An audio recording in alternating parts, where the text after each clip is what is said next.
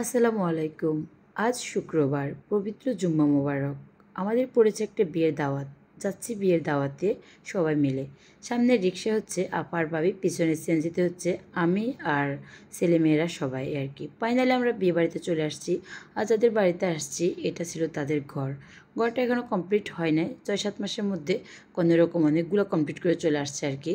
ছাদ দিয়ে তারপর হচ্ছে ইট গেঁথে এরপরে মানে যা যা ছিল আর কি আস্তর মাস্তর সব করে ওনারা বাড়িতে চলে আসছেন।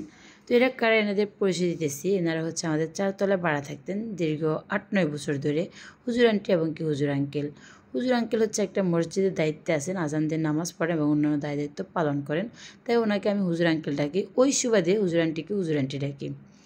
ওনারা হচ্ছে অনেক ভালো মানুষ, তাই আমরা দাওয়াত দিয়েছি, তাই না করে পারি নাই।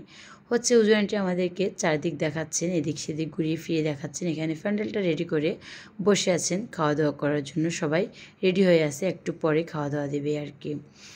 তো আমরা তো ওখানে আসছি, যখন আমাদেরকে নাস্তা পানি দেওয়ার পরে খেতে নিয়ে আসছে, আমরা খেতে বসে গেছি। আপা ভাবি আমার সাইডের টেবিলে বসছে, আমি পাশের টেবিলে বসছি। যেহেতু আমার সাথে একজন পুরনো মানুষের সাথে দেখা হয়েছে, উনি আমাদের আগে ছেলেমেয়েদেরকে পড়াইতেন, এর ম্যাডাম আর কি, ওনার সাথে আমার দেখা হয়েছে। তো ওনার সাথে গল্প করতে করতে খেতে বসে গেছি। হুজুর আঙ্কেলেরা মানে নিজেরাও কারোর সাথে দেখা দেন না, তাই আমরাও এরকম মানে ডেকোরেটর বা অন্য এর সাথে দেখা দিতে পছন্দ করি না।